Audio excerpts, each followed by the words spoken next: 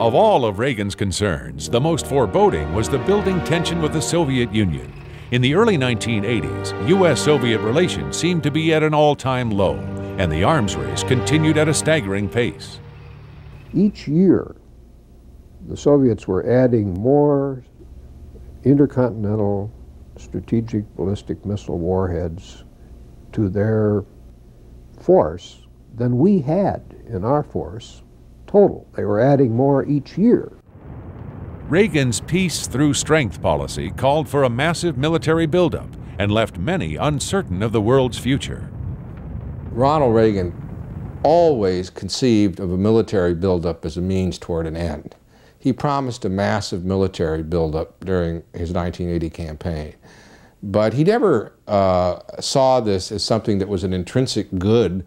President Reagan saw it not as action to defeat communism. He always believed that it would defeat itself because it was a false ideology. It could not stand over time.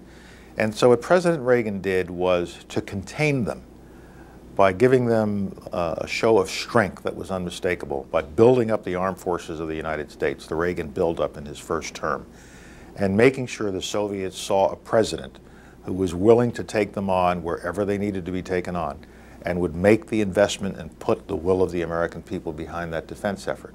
Having done that, then what Reagan did, and he doesn't get enough credit for, is he then engaged them.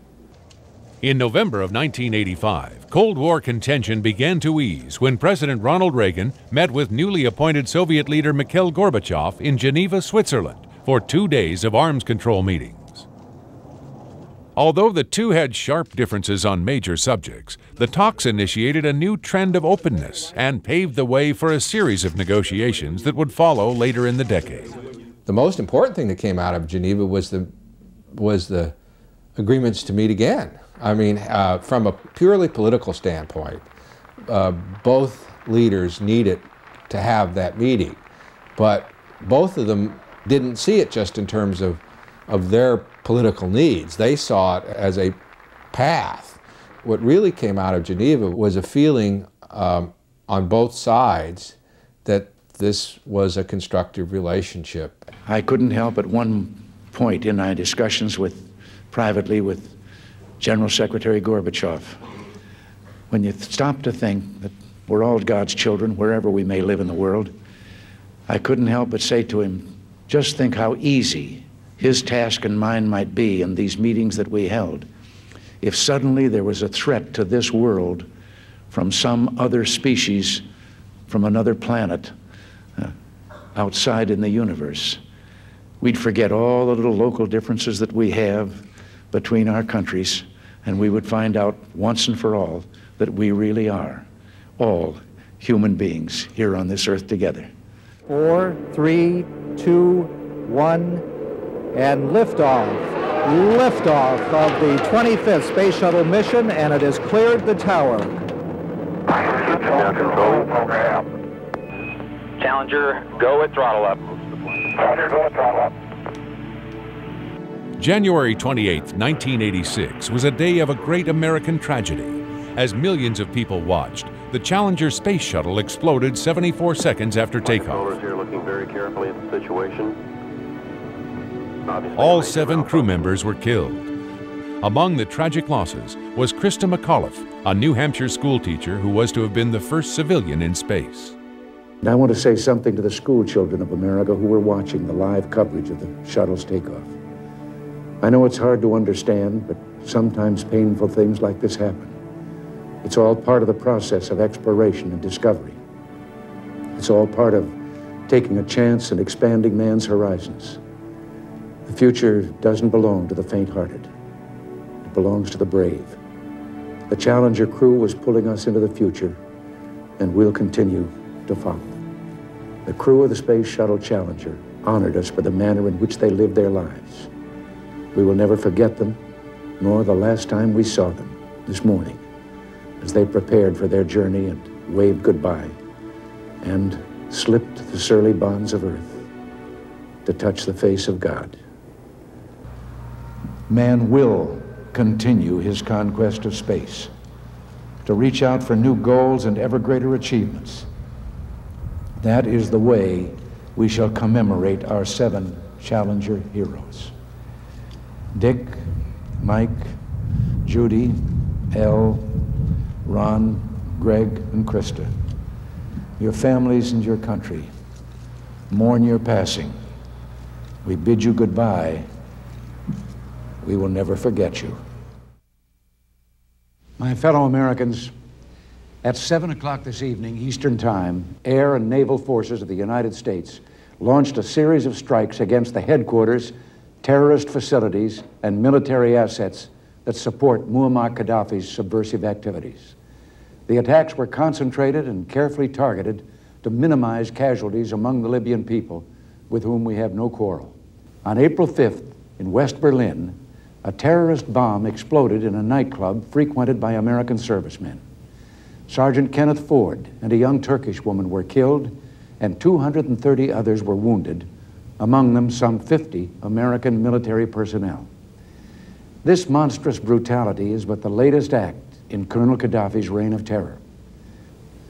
I warned that there should be no place on earth where terrorists can rest and train and practice their deadly skills.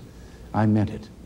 I said that we would act with others if possible, and alone if necessary, to ensure that terrorists have no sanctuary anywhere. Tonight, we have. Thank you, and God bless you.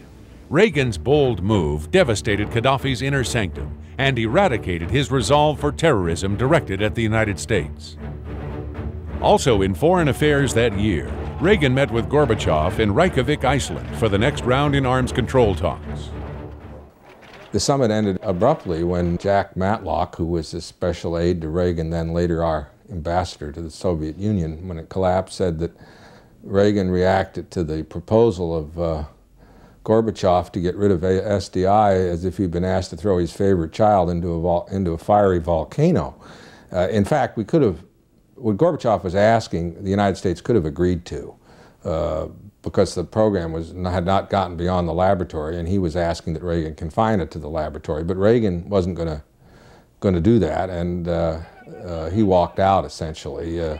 So here's this summit ends in this sort of abrupt and dramatic way, and the view on both sides of the Atlantic was that it had been a failure.